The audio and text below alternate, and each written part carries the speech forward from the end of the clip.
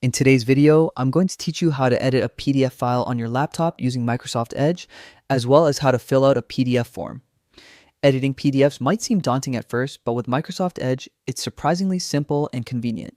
Let's get started. First, locate the PDF file you want to edit on your laptop using your File Explorer.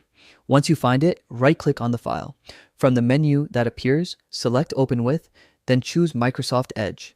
If Edge isn't immediately visible, click.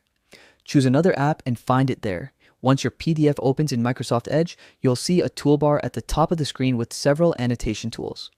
To add text, click the Add Text button, then click where you want to type and start entering your content.